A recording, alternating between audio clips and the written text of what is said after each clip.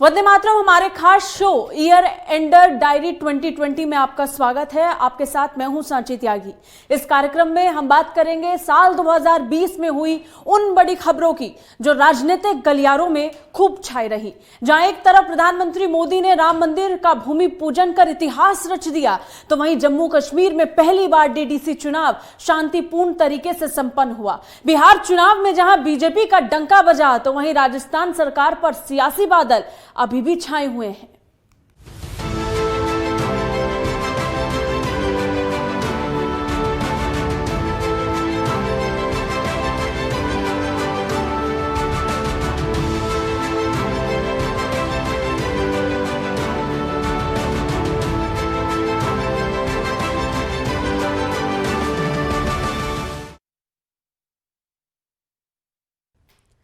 11 दिसंबर 2019 को केंद्र सरकार ने सीएए और एनआरसी को लागू कर दिया, जिसके बाद पूरे देश में धरना प्रदर्शन का दौर शुरू हो गया था और दिल्ली समेत देश के कई हिस्सों में प्रदर्शन की आग फैल चुकी थी।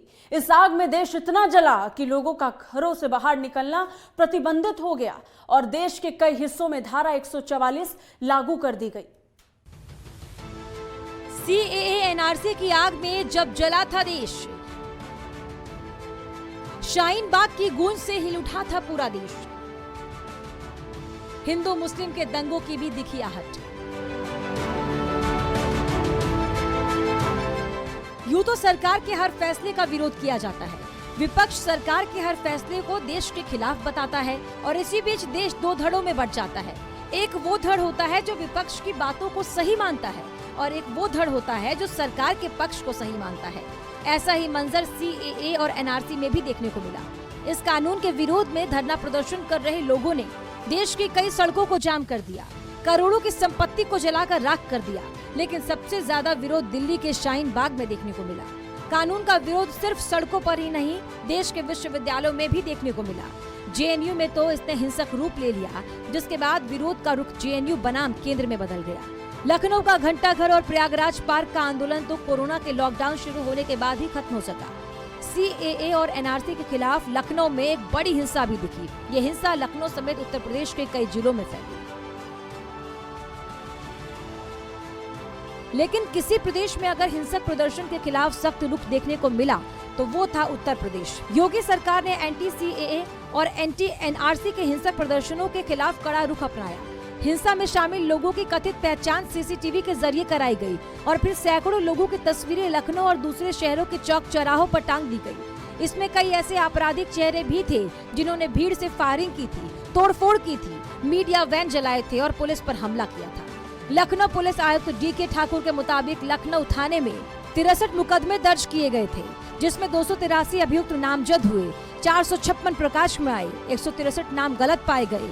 अब तक 576 अभियुक्तों के खिलाफ कार्रवाई हो चुकी है। 37 लोगों के खिलाफ चार्जशीट दाखिल की गई है। 21 लोगों के खिलाफ फाइनल रिपोर्ट लगाई गई। लखनऊ पुलिस 50 लोगों के खिलाफ उन्होंने कार्रवाई की, जिसमें 4 लोगों को जेला बदर कर दिया गया। हालांकि इस कानून को पास हुए 1 साल हो चुका है और देश में ये कानून अब तक लागू नहीं किया गया, लेकिन सरकार ने साफ कर दिया है कि नए साल यानी 2021 की शुरुआत के साथ इस नए कानून को लागू करने की भी शुरुआत कर दी जाएगी।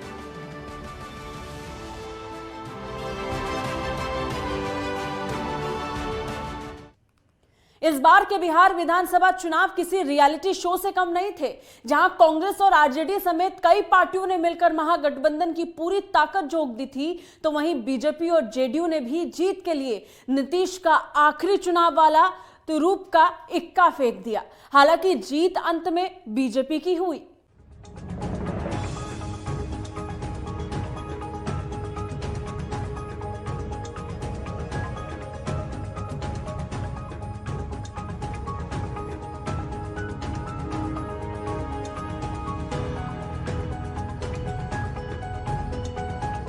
दो 2020 के बिहार विधानसभा चुनाव में हर पार्टी ने अपनी पूरी ताकत झोंक दी है। बीजेपी और जेडीयू ने जहां मोदी, योगी, अमित शाह और जेपी नड्डा के दम पर चुनाव लड़ा, तो वहीं महागठबंधन के पास इन चेहरों के जवाब में सिर्फ तेजस्वी ही था। और दूसरी तरफ रामविलास पासवान की मौत के बाद एलजेपी ने अकेले चुनाव लड़ा। जिसके चलते वो वोट कटवाने की भूमिका में रही। लेकिन इन चुनावों में साफ हो गया कि बीजेपी जिस तेजस्वी को अभी बच्चा या कच्चा खिलाड़ी समझ रही है, वो तेजस्वी दरअसल नीतीश की सत्ता को हिला देने का दम रखते हैं। यूं तो इन चुनावों में नीतीश एक बार फिर मुख्यमंत्री बन गए, लेकिन तेजस्वी की कांटे की टक्कर ने उन्हें एक बार के लिए चिंता में जरूर डाल दिया था। यही वजह थी कि नीतीश ने अपना मास्टर स्ट्रोक खेला और इन चुनावों को अपना आखिरी चुनाव घोषित कर दिया। चुनावी रैलियों में भी जमकर आरोप प्रत्यारोप का दौर चला। जहां मोदी ने खुलकर तेजस्वी को जंगल राज का युवराज कहा, तो वहीं विरोधी पार्टियों ने नीतीश पर जमकर आरोप लगाए। नीतीश की सरकार को बिहार के विकास में रोड़ा बताया, लेकिन प्रधानमंत्री नरेंद्र मोदी के बारे में बोलने से बचते दिखे। हालांकि नीतीश कुमार चुनाव जीतकर सीएम तो बन गए, लेकिन उनकी पार्टी ने पिछली बार के मुकाबले कम सीटों पर जीत हासिल की। तो वहीं महागठबंधन तेजस्वी के कंधों पर चल रहा था, उसे इन चुनावों में सबसे ज्यादा सीटें हासिल हुई और आरजेडी इन चुनावों की सबसे बड़ी पार्टी बन गई। लेकिन तेजस्वी जीत कर भी हार गए। इसी के साथ ही बीजेपी की स्थिति में भी सुधार देखने को मिला और इन चुनावों की दूसरी सबसे बड़ी पार्टी बीजेपी बन गई। यही वजह थी कि जीत के बाद जिस बीजेपी को बिहार में छोटा भाई और जेडीयू को बड़ा भाई माना जाता था, वहीं बीजेपी अब बड़े भाई की भूमिका में आ गई थी। और साथ ही ये सवाल भी खड़े होने लगे कि इस बड़ी जीत के बाद क्या बीजेपी अभी भी नीतीश को ही सीएम बनाएगी या इस बार सीएम पद का दावेदार कोई बीजेपी नेता होगा।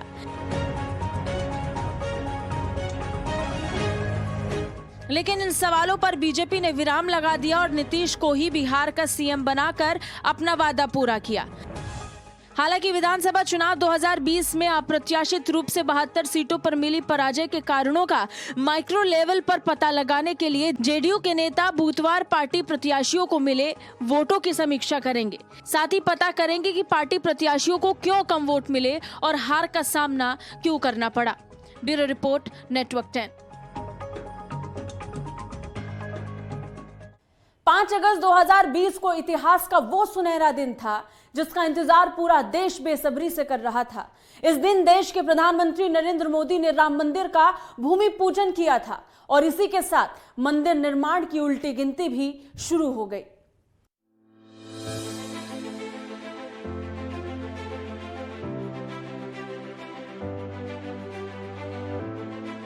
नौ नवंबर 2019 भारत के इतिहास की वो तारीख जिसने 134 साल पुराने विवाद को लगभग सुलझा दिया, लंबे वक्त से चल रहे मामले को हमेशा के लिए खत्म कर दिया। इस दिन सुप्रीम कोर्ट ने राम मंदिर पर अपना फैसला सुनाते हुए अयोध्या में मंदिर बनाए जाने का रास्ता साफ कर दिया और मस्जिद के लिए अलग से 5 एकड़ जमीन देने का फैसला सुनाया। इस दिन के बाद से लोगों को इंतजार था कि कब राम मंदिर का निर्माण कार्य शुरू होगा और कब पूरा होगा, ताकि वो जल्द से जल्द रामलला को उनके टेंट के मंदिर से बाहर निकाल सके और मंदिर में विराजमान कर उनके दर्शन कर सके। और इस इंतजार की उल्टी गिनती 5 अगस्त 2020 को शुरू हुई। राम मंदिर भूमि पूजन के लिए तैयारियां महीनों पहले ही शुरू हो गई थी और पूरी अयोध्या नगरी को दुल्हन की तरह सजाया जाने लगा था। कोरोना के देखते हुए पूरी अयोध्या नगरी को सैनिटाइज किया गया। मंदिरों से लेकर घरों और दुकानों तक को भगवा रंग में रंग दिया गया।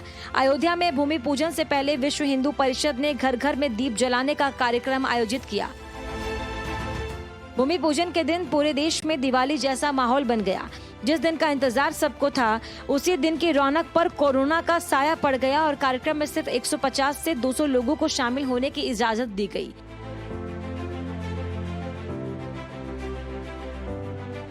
जिसके लिए बकायदा एक लिस्ट जारी की गई और लोगों को आमंत्रित किया गया। जिन हस्तियों को विशेष रूप से आमंत्रित किया गया उनमें लाल कृष्ण आडवाणी, मुरली मनोहर जोशी, कल्याण सिंह, विनय कटियार जैसे भगवा सियासत के पर्याय राजनीतिज्ञों और मंदिर आंदोलन से जुड़े शीर्ष संत भी शामिल थे।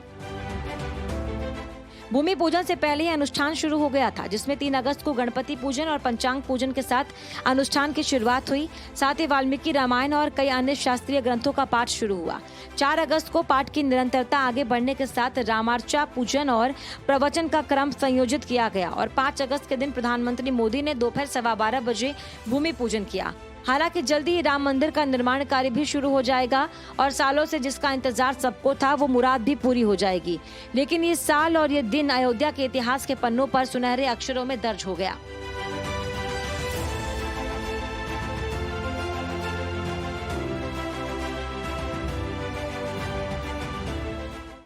कश्मीर से धारा 370 हटने के बाद पहली बार वहां लोकतांत्रिक तरीके से चुनाव हुए।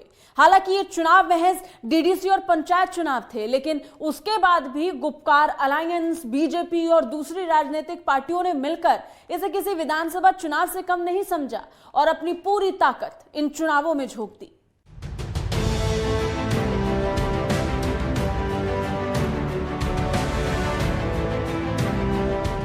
जम्मू कश्मीर में अनुच्छेद 370 हटने और केंद्र शासित प्रदेश बनाए जाने के बाद पहली बार हुए चुनाव शांतिपूर्ण ढंग से पूरे हो गए हैं और जिला विकास परिषद चुनाव के नतीजे भी सामने आ चुके हैं।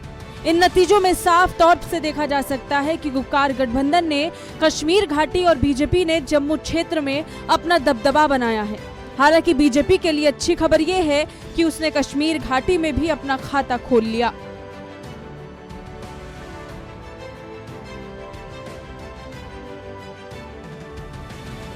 अंतिम नतीजों के मुताबिक बीजेपी को कुल 74 सीटें मिली, जबकि 7 पार्टियों के गठबंधन गुपकार को 112 सीटें ही मिल पाई। आइए आपको बताते हैं कि किस पार्टी को कितनी सीटें मिली। बीजेपी को 74, गुपकार को 112, कांग्रेस को 26, निर्दलीय को 68। चुनावी नतीजों के बाद जम्मू कश्मीर की पूर्व मुख्यमंत्री महबूबा मुफ्ती ने केंद्र सरकार पर निशाना साधा। उन्होंने कहा कि कश्मीर के लोगों ने गुपकार के हक में वोट दिया है और केंद्र की ओर से जिस गलत तरीके से अनुच्छेद 370 को हटाया गया उसे पूरी तरह नकार दिया गया है। उनके अलावा नेशनल कॉन्फ्रेंस के नेता उमर अब्दुल्ला ने कहा कि हमने इन चुनावों को रेफरेंडम नहीं बनाया, ना ही हमने अधिक कैंपेन किया, फिर भी लोगों ने हमारा साथ दिया है। बीजेपी को कुछ चिन्हित जिलों में ही शानदार जीत मिली है। बीजेपी के लिए कहा अच्छी खबर। बीजेपी की ओर से इन चुनावों में काफी जान फूकी गई थी, ऐसे में नतीजों के जरिए उसका असर भी दिखा। इन चुनावों के बाद बीजेपी जम्मू कश्मीर में सबसे बड़ी पार्टी बन गई है। साथ ही जम्मू क्षेत्र में पार्टी को 10 में से 6 जिलों में बहुमत मिली है, जिनमें जम्मू, सांबा, कठुआ, उधमपुर, डोडा और रिसाई जिले शामिल हैं। अब बीजेपी यहां अपना डीडीसी चेयरमैन बनाएगी। दूसरी ओर कश्मीर घाटी के चुनिंदा नतीजों ने बीजेपी को मुस्कुराने का मौका दे दिया। मुस्लिम बहुल कश्मीर घाटी में बीजेपी ने 3 सीटों पर भी जीत हासिल की है। इसी के साथ एक छोटे से ब्रेक के लिए रुकेंगे। ब्रेक के बाद ये सिलसिला लगातार जारी रहेगा, बने रहिए हमारे साथ।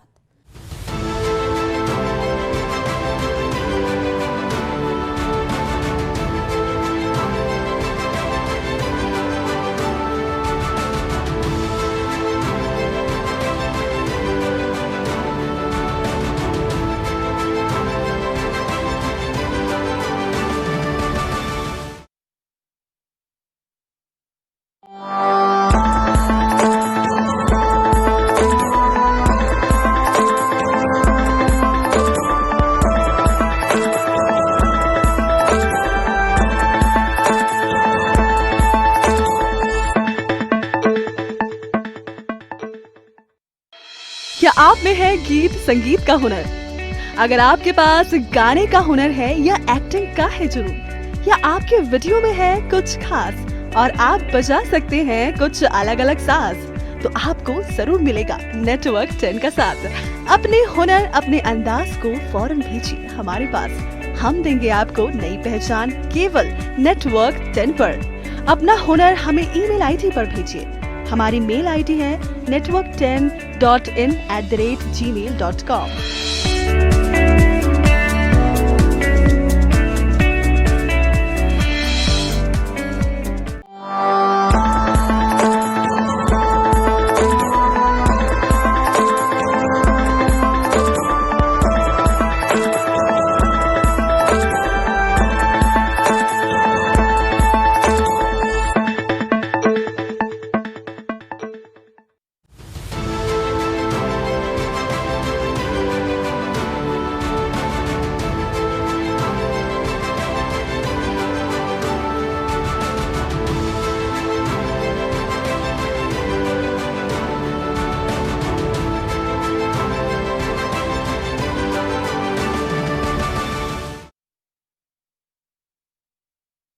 ब्रेक के बाद एक बार फिर से स्वागत है आपका।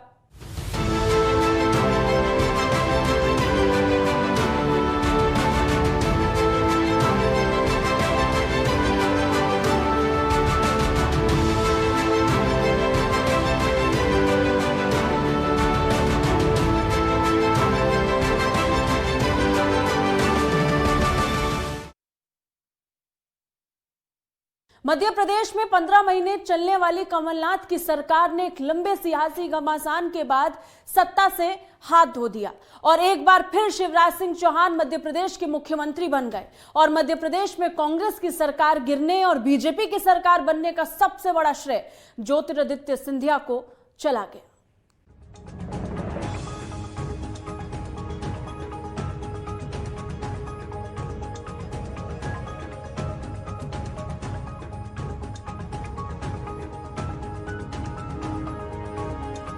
17 दिसंबर 2018 को जब कमलनाथ ने मध्य प्रदेश के मुख्यमंत्री के रूप में शपथ ग्रहण की थी तो उन्हें ये लग रहा होगा कि वो 5 साल तक सरकार में रहने के लिए ये शपथ ले रही हैं।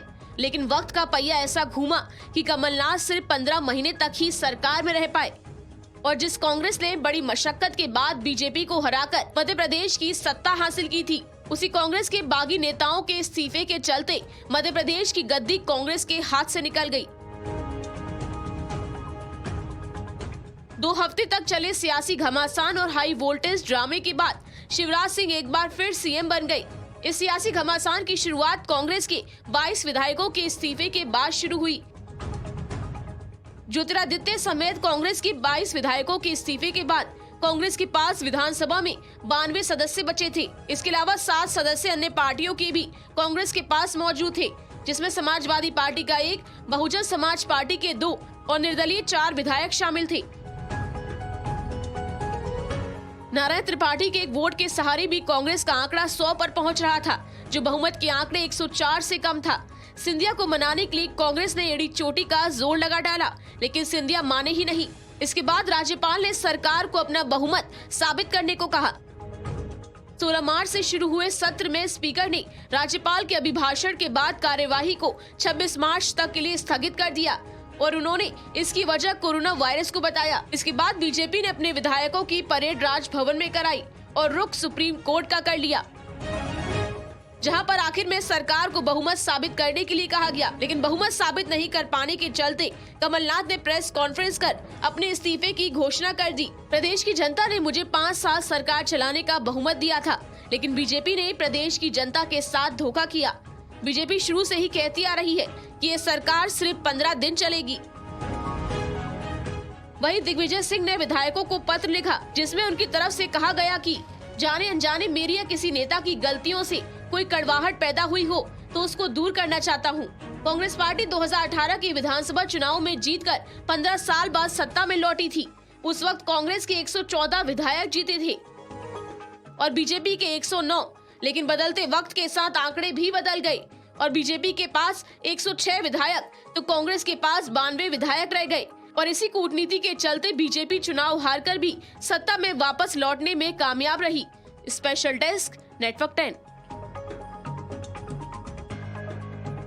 बात अगर कांग्रेस की करें तो ये साल कांग्रेस के लिए कुछ खास नहीं रहा। इस साल कांग्रेस के लिए बहुत सारी बैड न्यूज लेकर के आया। इन्हीं में से एक था ज्योतिरादित्य सिंधिया का कांग्रेस का हाथ छोड़कर बीजेपी का दामन थाम लेना।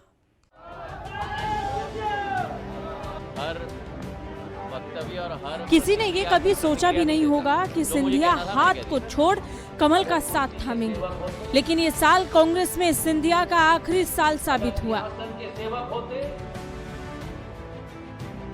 ज्योतिरादित्य सिंधिया ने कांग्रेस का हाथ छोड़कर बीजेपी के कमल का दामन थाम लिया। सिंधिया के इस चौंकाने वाले फैसले के साथ ही मध्य प्रदेश की सियासी तस्वीर भी बदल गई।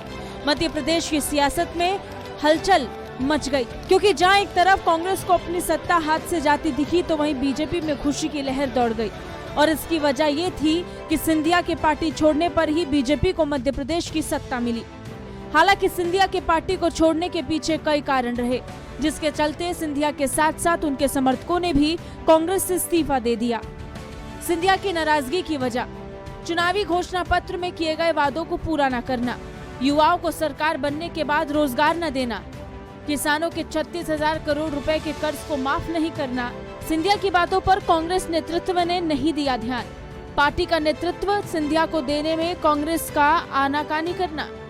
सिंधिया मुख्यमंत्री पद का चेहरा बनना चाहते थे, तब तत्कालीन अध्यक्ष अरुण यादव ने विरोध किया था। विधायकों ने सीएम पद के लिए कमलनाथ का समर्थन किया। इन सब बातों से नाराज ज्योतिरादित्य सिंधिया ने आखिरकार कांग्रेस का साथ छोड़ दिया और आज वही ज्योतिरादित्य सिंधिया मध्य प्रदेश में बीजेपी की कमान संभाले हुए हैं। लेकिन मध्य प्रदेश में इस हाई वोल्टेज ड्रामे के बाद अगर सिंधिया के लिए कुछ बदला है तो वो बस पार्टी है, तो वहीं कांग्रेस की तो पूरी किस्मत ही बदल गई।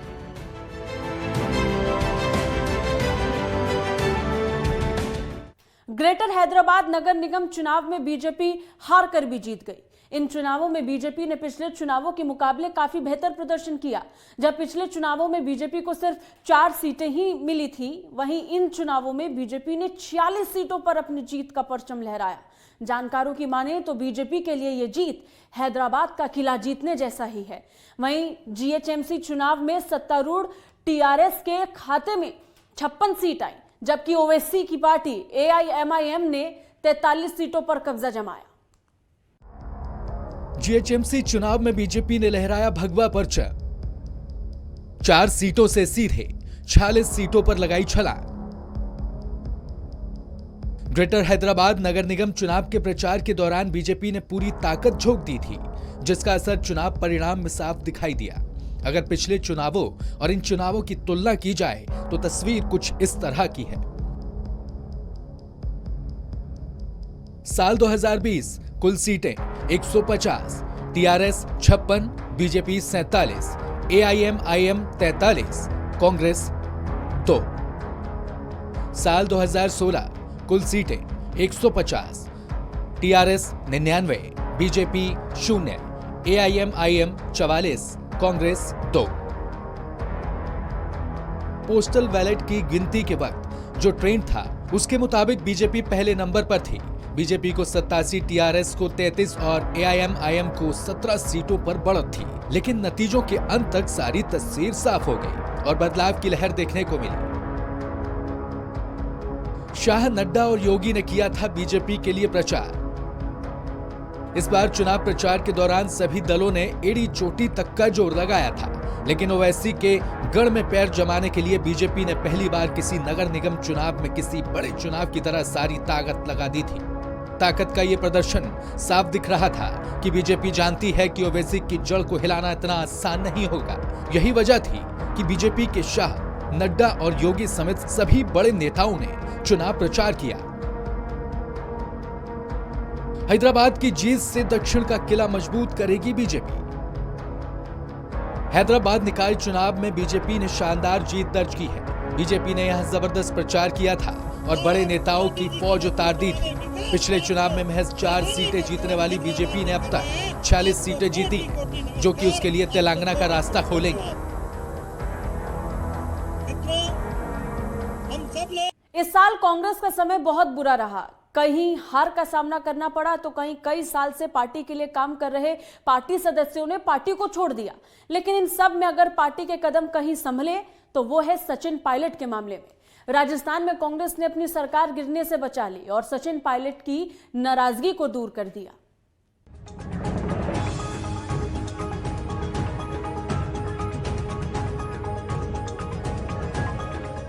मध्य प्रदेश में ज्योतिरादित्य सिंधिया के बाद जब कांग्रेस के हाथ से मध्य प्रदेश की जीती जिताई सत्ता हाथ से निकली तो कांग्रेस को एक बड़ा झटका लगा। उसके बाद मध्य प्रदेश जैसे हालात राजस्थान में भी देखने को मिले। जब सचिन पायलट ने कांग्रेस से बगावत की, उसके बाद ये लगने लगा कि जैसे कांग्रेस के हाथ से मध्य प्रदेश की सत्ता निकल गई, वैसे ही राजस्थान की भी सत्ता निकल गई हो। सचिन पायलट ने कांग्रेस छोड़ने के पीछे की वजह पद की बजाय आत्मसम्मान को बताया और इसी के साथ सचिन पायलट से गुस्साई कांग्रेस ने भी पायलट खेमे के 2 विधायकों को कांग्रेस से निकाल दिया। हालांकि इससे पहले मुख्यमंत्री अशोक गहलोत ने कई बार सचिन पायलट को मनाने की कोशिश की, लेकिन सचिन की नाराजगी अपनी जगह बनी रही, जिसके बाद सचिन पायलट को आखिरी मौका देते हुए अशोक गहलोत ने उनसे बातचीत के लिए उन्हें बुलाया। लेकिन जब सचिन और उनके समर्थक विधायक वार्ता के लिए नहीं पहुंचे तो कांग्रेस ने पायलट खेमे के 2 विधायकों को पार्टी से निष्कासित कर दिया। इस बीच सचिन के लिए बीजेपी ने अपने दरवाजे खोल दिए और कई बार सचिन से इस विषय पर बात भी की गई, लेकिन सचिन लगातार यही कहते रहे कि वो कांग्रेस को छोड़कर नहीं जाएंगे और बीजेपी में शामिल नहीं होंगे। सचिन आखिर तक अपनी इस बात पर अड़े रहे। इस बीच विपक्ष फ्लोर टेस्ट की मांग भी करता रहा, लेकिन कांग्रेस फ्लोर टेस्ट से इनकार करती रही। कांग्रेस और पायलट की इस लड़ाई में खूब बयानबाजी भी हुई, लेकिन सचिन पायलट अंत तक यही कहते रहे कि ना तो वो कांग्रेस छोड़ रहे हैं, ना ही बीजेपी ज्वाइन कर रहे हैं और ना ही वो पार्टी से किसी पद की मांग कर रहे हैं। वो बस इतना चाहते हैं कि पार्टी की जीत में जिन लोगों का हाथ है उन्हें सम्मान दिया जाए और ये लड़ाई सिर्फ आत्मसम्मान की है। 1 महीने से भी ज्यादा चली लड़ाई अपने अंतिम चरण पर पहुंच गई और आखिरकार सचिन की घर वापसी हुई, जिसके बाद सचिन का जयपुर में जोर शोर से स्वागत किया गया। राजस्थान के सियासी संग्राम के बीच सीएम अशोक गहलोत ने सचिन पायलट की वापसी को लेकर अपनी बात रखी और कहा कि लोकतंत्र बचाने के लिए सब सहना पड़ता है। तो वहीं सचिन पायलट ने कहा कि वो तो कहीं गए ही नहीं थे, इसीलिए घर वापसी का सवाल ही नहीं उठता।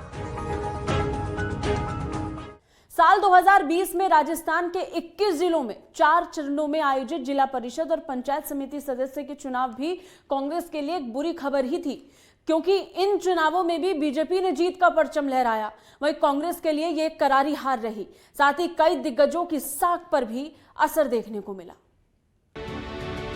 राजस्थान में पंचायत राज और जिला परिषद के चुनावों के परिणाम उम्मीद से बिल्कुल परे थे।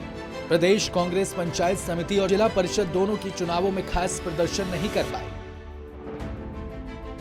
वहीं सत्तारूढ़ कांग्रेस पार्टी के कई दिग्गजों को इन चुनावों में बड़ा झटका लगा। कांग्रेस की जीत की दावेदारी पेश करने वाले कई मंत्री भी पंचायत की परीक्षा में फेल हो गए। 4 चरणों में हुए चुनाव के ऐसे परिणाम कांग्रेस के लिए बेहद चौंकाने वाले रहे। वहीं बीजेपी का इन परिणामों ने मनोबल काफी बढ़ा दिया। जहां पहले दिन भर कांग्रेस बढ़त बनाती दिखी, तो वहीं शाम होते होते चुनाव के परिणाम पूरी तरह से बदल गए और ये साफ हो गया कि गांव की सरताज प्रदेश में बीजेपी ही है। बता दें कि राजस्थान में 21 जिलों में पंचायत चुनाव हुए थे, जिनमें 4051 पंचायत समिति सदस्यों के घोषित परिणाम में कांग्रेस ने 1718 सीटों पर जीत हासिल की, तो बीजेपी के हाथ 1836 सीटों पर जीत लगी। और इसी के साथ ये मिथक टूट गया कि सत्तारूढ़ पार्टी को चुनाव में बड़ा फायदा होता है। अपने क्षेत्रों में खास पकड़ रखने वाले कांग्रेस के मंत्रियों और दिग्गजों को जनता ने विपरीत परिणाम देकर चौंका दिया। इन मंत्रियों में प्रदेश अध्यक्ष गोविंद सिंह डोटासरा से लेकर पीसीसी पूर्व चीफ और उप मुख्यमंत्री सचिन पायलट तक का नाम शामिल था। आइए आपको बताते हैं कि कांग्रेस के नेताओं के हिस्से में कितनी सीट आई थी। कांग्रेस के इन दिग्गजों को बड़ा झटका। लक्ष्मणगढ़, गोविंद सिंह डोटासरा का निर्वाचन क्षेत्र। कांग्रेस के हाथ लगी 25 में से 11 सीटें। बीजेपी ने 13 सीटों पर कब्जा जमाया। इस सीट पर एक निर्दलीय ने भी जीत का परचम लहराया। सहकारिता मंत्री उदयलाल आंजना का निर्वाचन क्षेत्र। 17 में से 3 सीट पर कांग्रेस को मिली जीत। बीजेपी ने 14 सीटों पर कब्जा जमाया। हिंडौली, खेल मंत्री अशोक चांदना का निर्वाचन क्षेत्र। कांग्रेस के हाथ लगी 23 में से 10 सीट।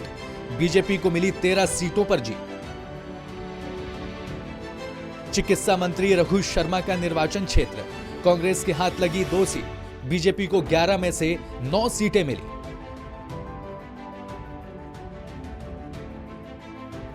लेकिन यह चुनाव पूर्व डिप्टी सीएम सचिन पायलट के लिए दोहरा झटका देने वाले रहे। संगठन में अपनी खास रखने वाले सचिन पायलट टोंक और अजमेर दोनों ही जगह अपना जलवा नहीं दिखा पाए।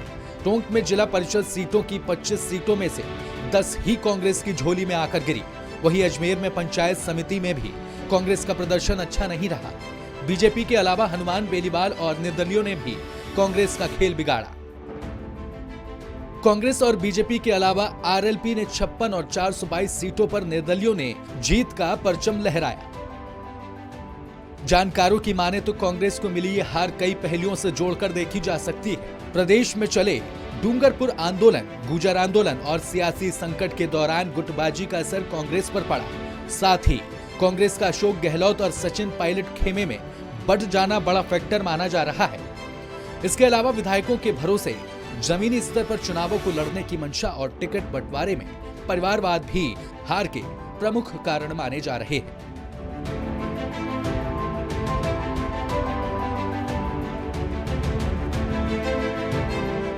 इसी के साथ ईयर एंडर 2020 में बस इतना ही। देश और दुनिया की तमाम खबरों के लिए आप देखते रहिए नेटवर्क 10 और आप सभी को हैप्पी न्यू ईयर। जय हिंद।